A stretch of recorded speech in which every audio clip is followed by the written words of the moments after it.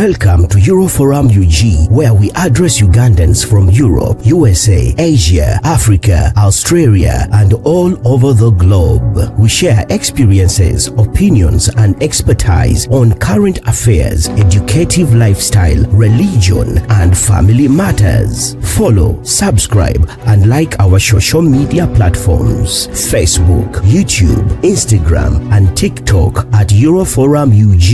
You can also join our live shows every weekend on our social media platforms. For more information, visit our social media platforms or email us at euroforumug@gmail.com or WhatsApp us on +4740 574040. Euroforum UG, communicating with peers.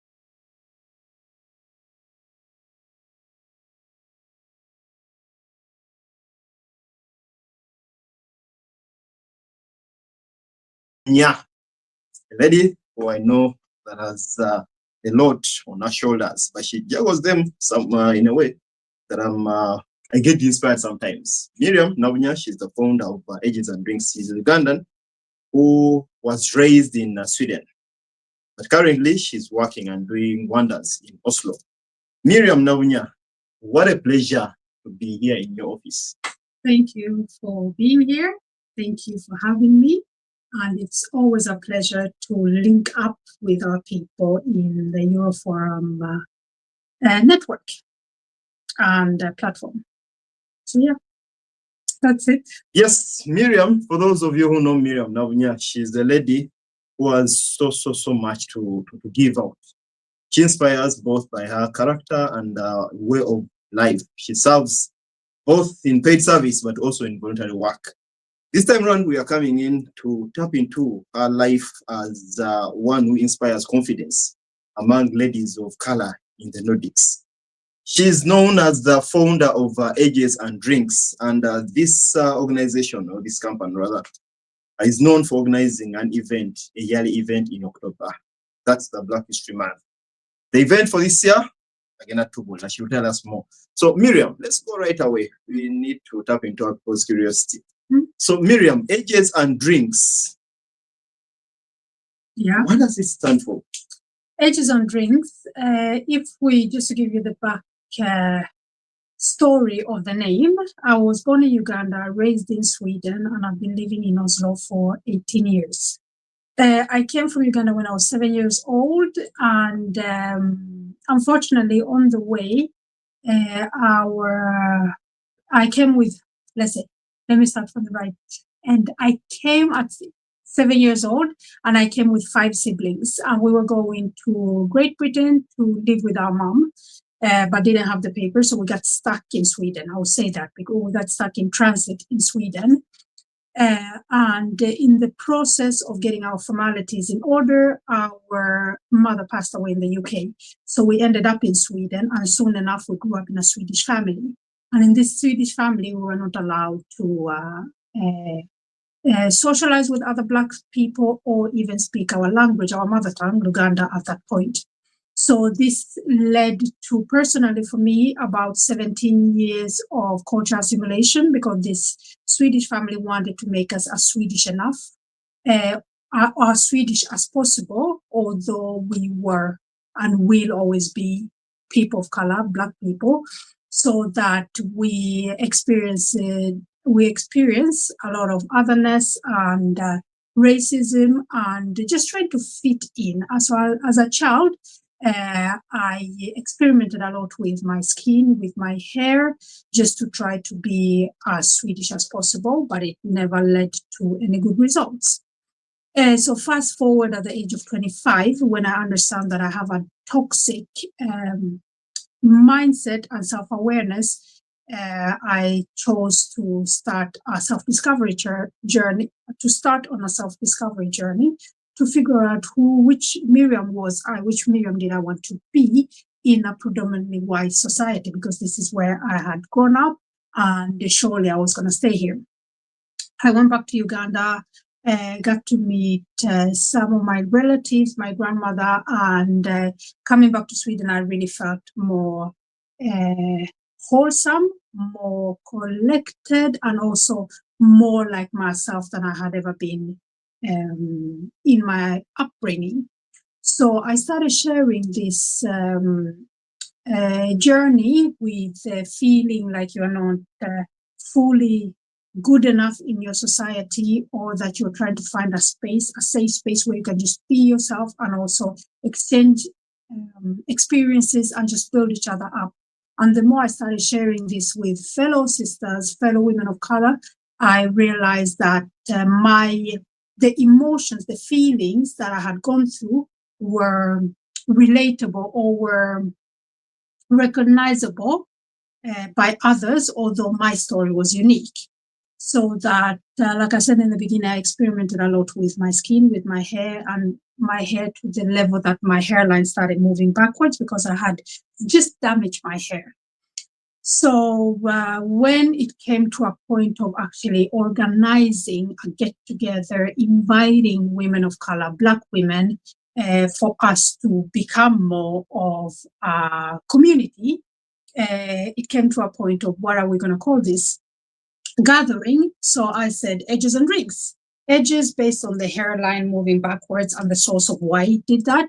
And then drinks as a watering hole, a watering pond where we could meet, feel safe, socialize on our own terms, and exchange stories and enjoy and celebrate together.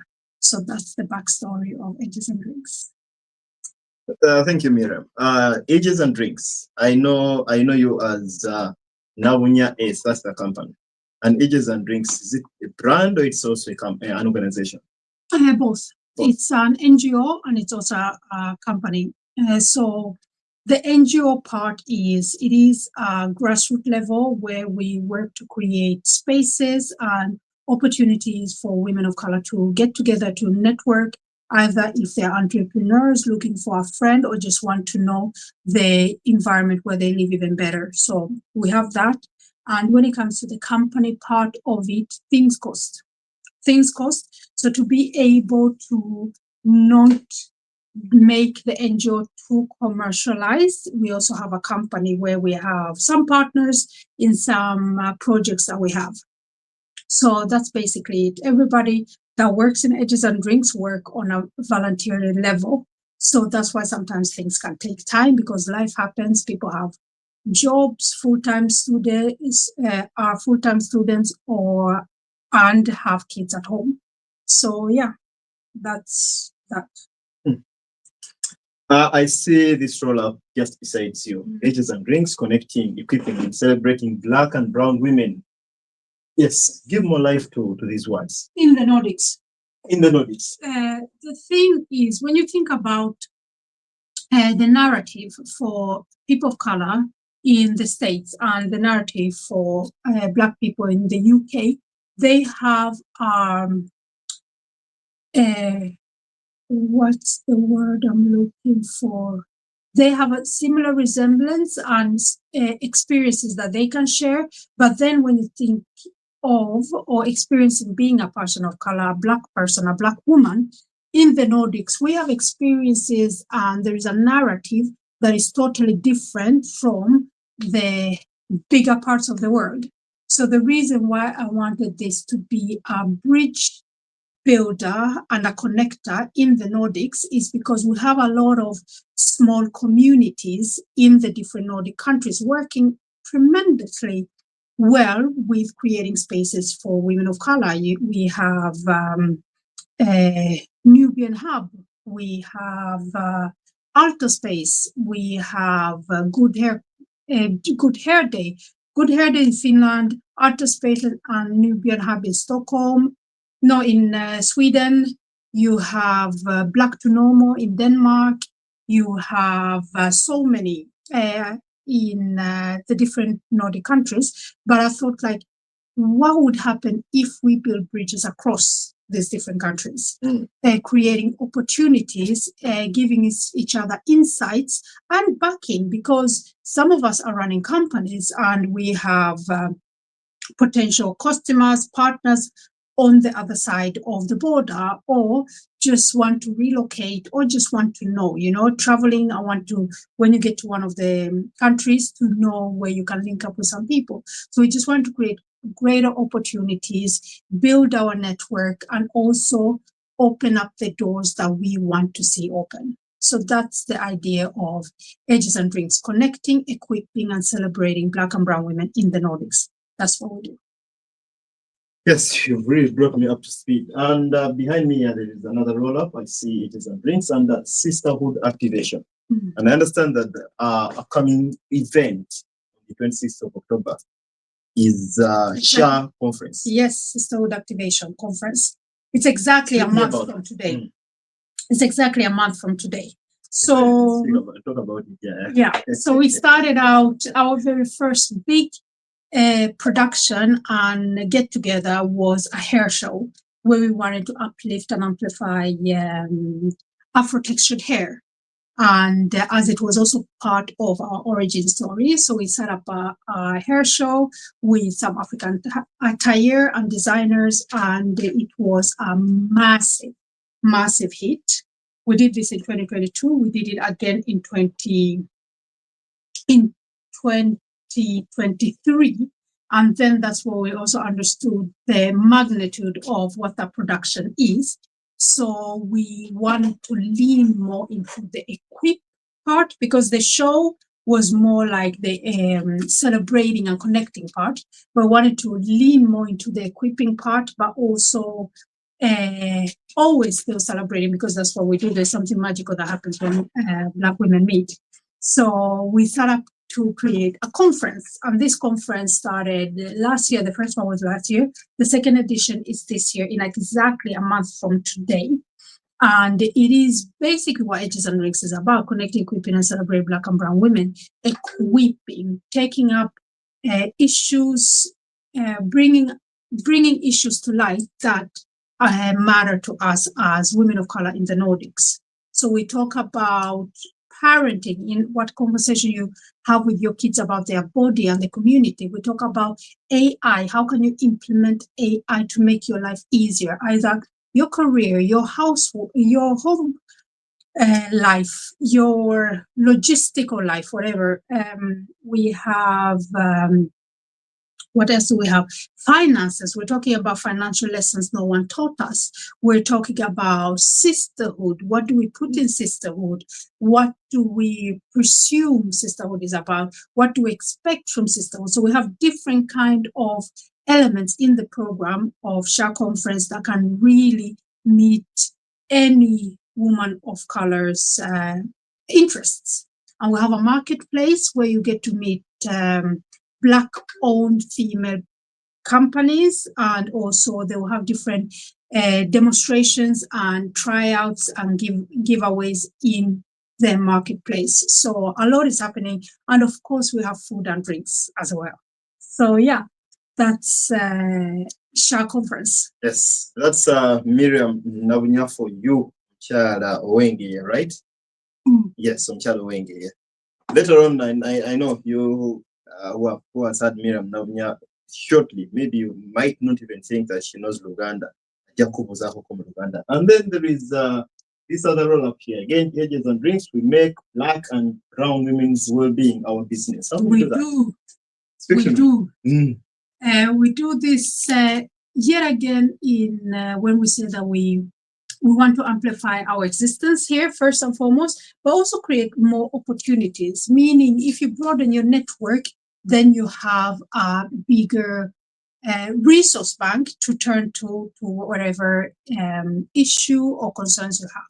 We create different opportunities throughout the year where you can meet new people, but also where you can feel celebrated, where you can feel pampered, where you can come. All of our events, we have children's program with childcare.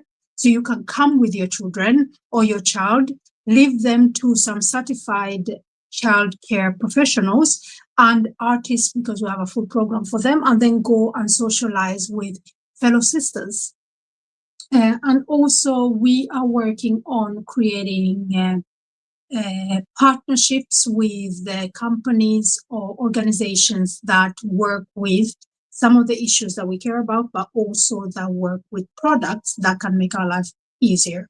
So we believe that if you want to develop a nation, if you want to strengthen a nation or a community, you have to educate and support women. So this is what we want to do, and we do this with specifically women of color. Yes, speaking of we, you had so much, so many we's. We, depicting a team that you work with. Yes. I will need you to speak to me about your team. But before that, I want to tell you, watching me here, I'm one of the very, very few men working with Miriam, her team. It's we are just two men. Yes. And Lamin is one. Lamin is the third one. Yeah, Lamin comes in as a freelancer. Yeah. So I'm one of the two men working with Miriam on our team. Remember, this is an event targeting women. So I've attended. The last event I attended was 2 years ago. I missed the one for last year. At least I counted, and it was a ratio of 1 to 80. So imagine. No, you were 3. There were still, it comes back to a ratio of 1 to 80. So there were very many women as compared to men. Yes. But of course, one would wonder what a man is really doing in this kind of setup. Yes, for me, speaking for myself, I'm a father of 3 beautiful girls, and definitely they will live a life as immigrant children. And to me, this gives me an obligation and pride in a way to be part of such an initiative. I work on this team as an in charge for recruiting volunteers. But back to you, Miriam.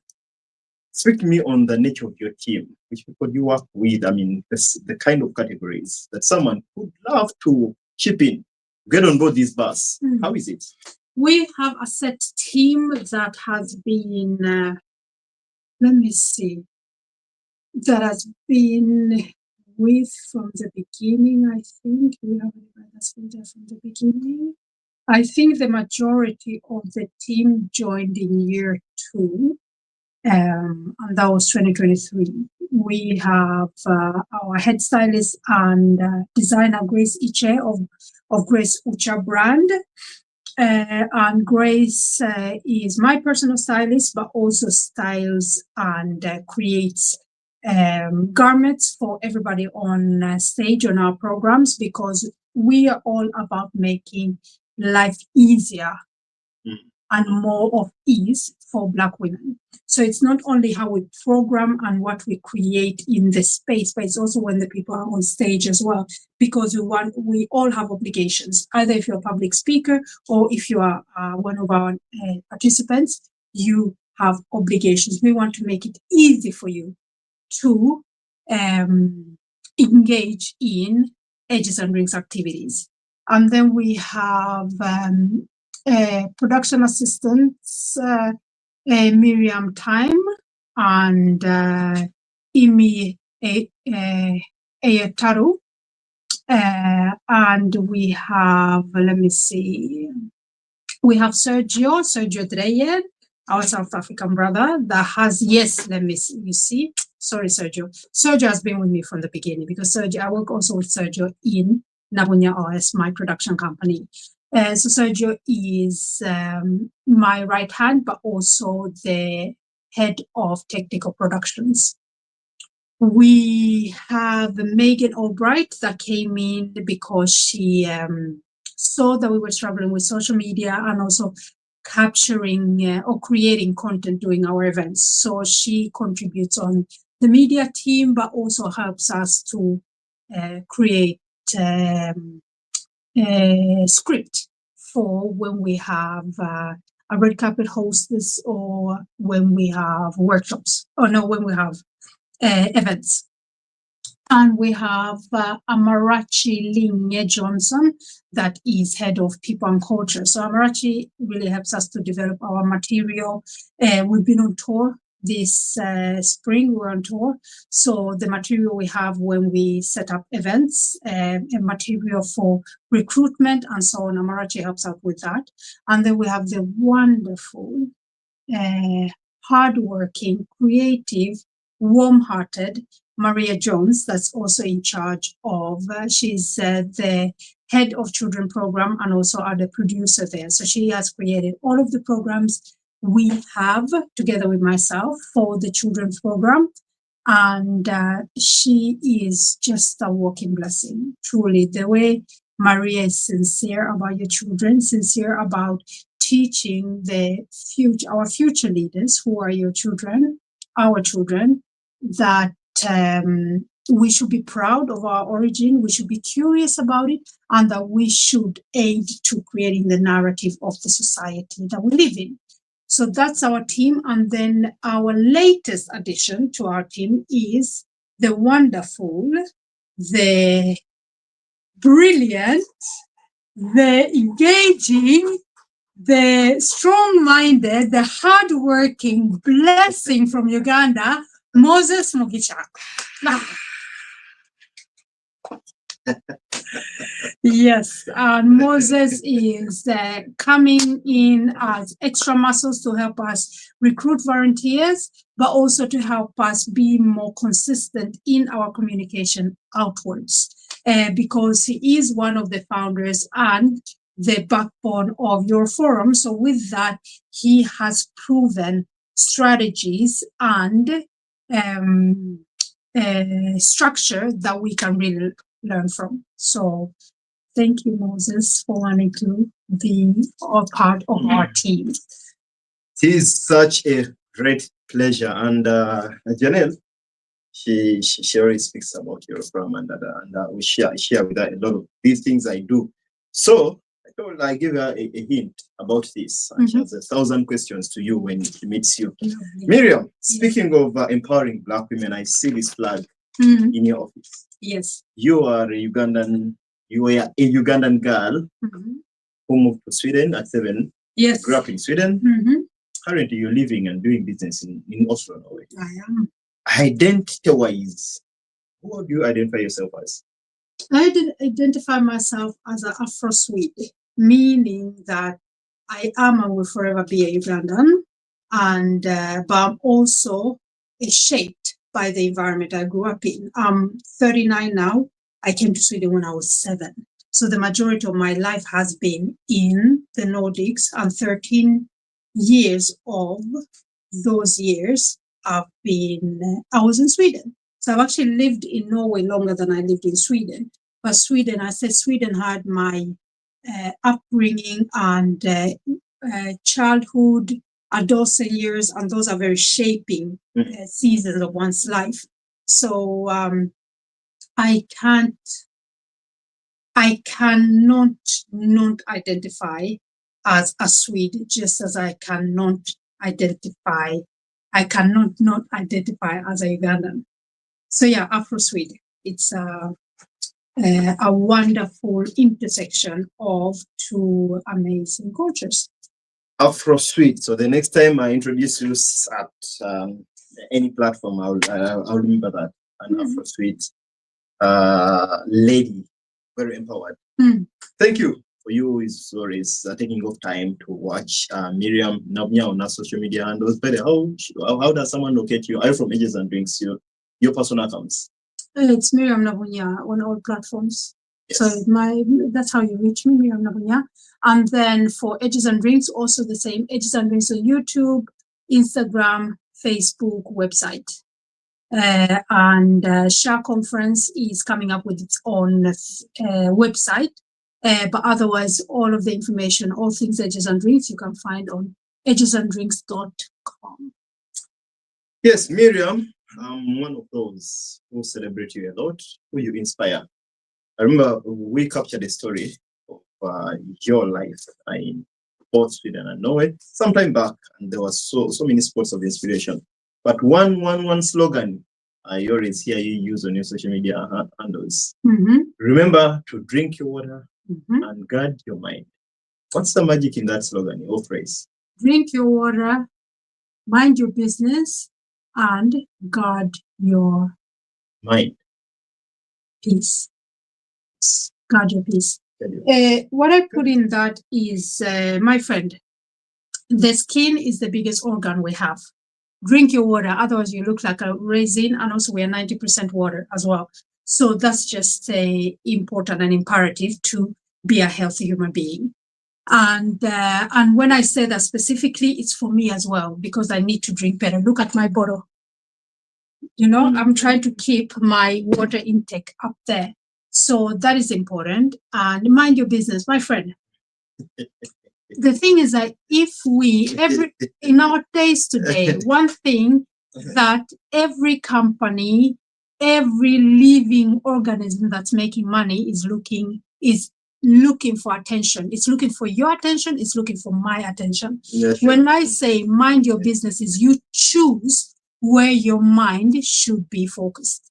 So when I say mind your business, some people think like we are not all entrepreneurs. No, your child is your business. Your household is your business. Your workplace is your business. Your relationships is your business. So when I say mind your business, I'm like, mind it, all of it. Take care of your relationships. Take care of your obligations. Because if you're going to get sucked in everywhere, somebody pulls you. As soon as you leave your house, I promise you, hold that thought when you leave your house. See how long you can hold that thought before you get distracted. It goes fast. So when I say mind your business, I mean be aware and conscious on what your mind focuses on.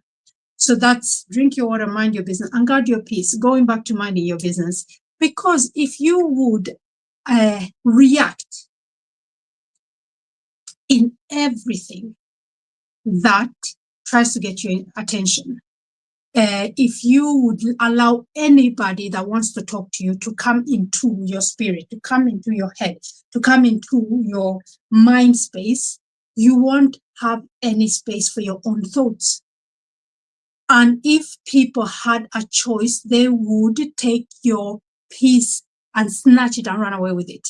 So when I said guard your peace, I mean be cautious on what gives you inner peace. When we are stressed, when we are sucked into a hamster wheel, we can't hold a thought, we can't make healthy decisions, we can't reflect properly on the things that we want to do. It can be work, it can be communicating with your kids, your partner, your colleagues, your friends, whatever. So when I said guard your peace, when you have peace, your digestive system is better, you make better decisions, you rest.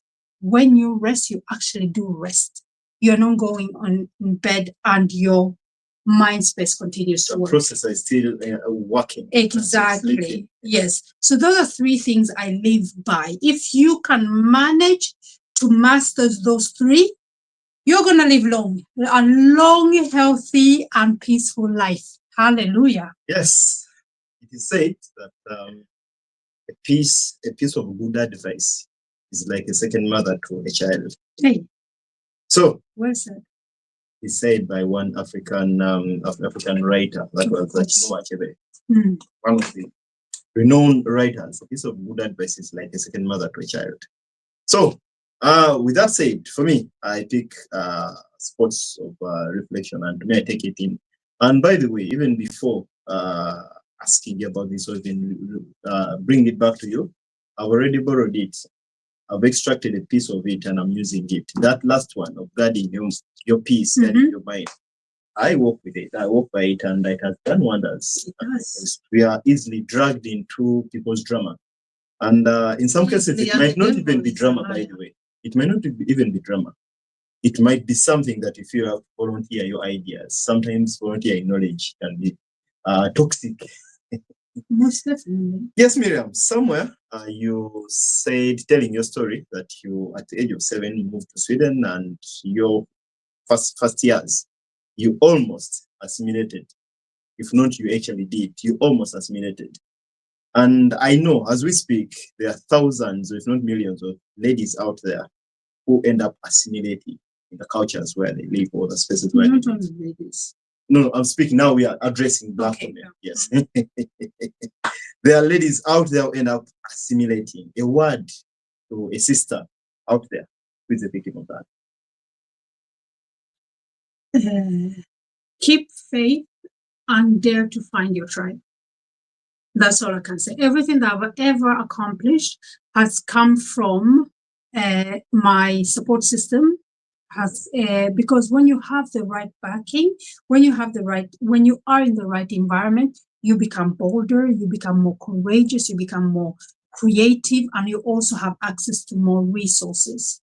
So if you feel like you have to shrink yourself to adapt to a environment that you're in, keep faith and dare to find your tribe.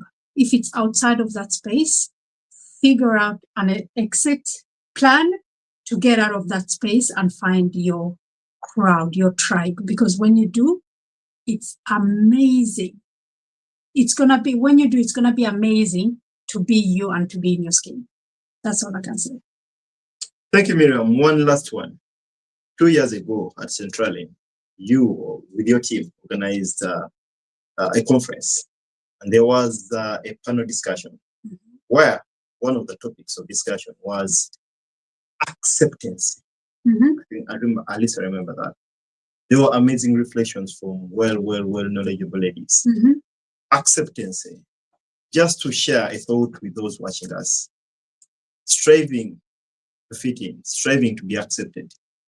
Is it something bad? Because as an immigrant, when you come to new spaces, we have to kind of blend in, learn the language, learn their ways of life. Is it something bad? Because I feel, to me, it's a bit confusing. Help me understand that. Seeking acceptance. I think as long as it starts with you, accepting yourself in your skin, accepting yourself in your roots, accepting yourself in carving out a space for yourself where you are. Because when you assimilate, the majority culture overpowers your own, and it kind of wins and makes you shrink yours. That's what all assimilation is about, cultural assimilation, to be specific. So the thing is, acceptance. When I said that I went on a self-discovery journey, it was because I wanted to discover myself. I was 25 years old. I knew how to be Swedish, but the Swedish environment always saw the Ugandan girl, while I was trying to be like them because they didn't want the Ugandan girl. So I went to trying to be like them instead of standing firm in my Ugandan skin and saying, this is what you get. If you don't want it, then you move, instead of me changing. So when it comes to acceptance, is as long as it starts with you, you accept yourself. And if somebody doesn't accept you, it's okay. Just move out of my way. That's where it's taking years for me to get where I am, mind, body, and soul. But so yeah, we spoke a lot about acceptance. So before, if you're going to look for acceptance somewhere, start with yourself, because you're born with yourself and you're going to die with yourself. So if you don't accept yourself, you'll be stealing or minimalizing your own quality of life, to be honest, and it's not worth it. It's really not worth it. So yeah, self-acceptance is it's key. Thank you, Miriam. Like I said at the start, that I paid a visit, but of course it was a planned visit. And don't tag me, the other ancient African who used to visit without giving notice. So I paid a visit to Miriam at our office, and definitely it is a working day and working hours. So I should be leaving by now. Thank you so much, Miriam. You like the question I asked about acceptance. We shall have more of such reflections from Miriam, both up from personal experience, her experience, and of course, borrowed experience from the experts she works with, but also open reflections. More of Miriam would chip in on our social media handles, where she has a lot of reflections. But also, we shall be bringing more of her in the forum. Mark the date, 26th October at Sentralen. That's the event. As you wind up, shout out to your ladies out there, your sisters, your tribe, about this 26th day of October. Baganda Bangi, the 26th of October. Let me just tell you, we have Black women coming in from Denmark, from Sweden, some from Finland. Last year, we had some coming in from Iceland and, of course, Oslo and different parts of Norway. And all of that, the power of being part of the magic that happens when we meet up. Is not only turning around and seeing people that look like you or hearing stories that resonates with you, but it's also something about getting a feeling of being in a safe space where you are the majority, where you set the tone, and where you are celebrated. It's just an experience that I wish upon everyone, and it's our turn. So we're changing the narrative. We're creating these spaces. It is by us, for us, and you are more than welcome. If you're going to do one thing before this year is finished, we're calling 2025 the year of expansion. What do you want to expand? What do you want to see expand in your life? I can promise you, you're going to either meet somebody or hear something that's going to expand your thinking and whichever idea you're sitting on. So October 26th, Sentralen, Oslo, come through, DM me if you have questions, but more important, you are welcome. That's Miriam Navunya for you, Agents and Drinks, upcoming event SHA Conference 26th of October. Yes, save the date and invite a friend to invite a friend, but of course to buy their tickets. As we wind up, like I said, I'm Moses Gisha, one of the two men on Miriam's team. This is typically a ladies' event. I want to give a shout out to you out there who has some resource to give. This resource could be time, could be knowledge, but it could also be presence. As you all know, those living in Norway, that we gain more from what is tagged as voluntary work. When you open it up, it's not actually voluntary work. So I want to invite you on board that, are you interested in being part of this event? Are you interested in adding something to the spaces you're claiming, really speaking loudly about? These spaces could be empowering Black women. October is Black History Month. Maybe your contribution could be getting on board this team. How do you do that? Reach out to Miriam Navunya on www.agensanddrinks.com, or you can directly reach out to her. For those who know, have personally her contact, but as well, reach out to me because I'm in charge of recruiting volunteers. Together, we can do a lot.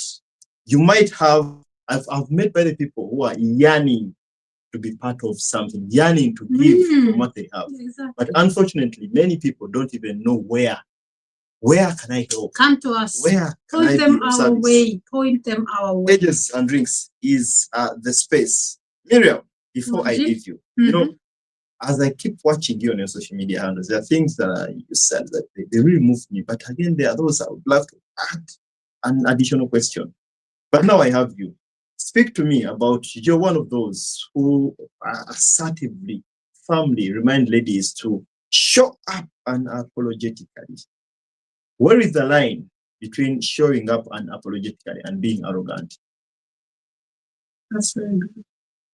Because I believe being unapologetic is being true in your own skin and not needing to belittle somebody for you to be seen, heard, or accepted in the space that you are.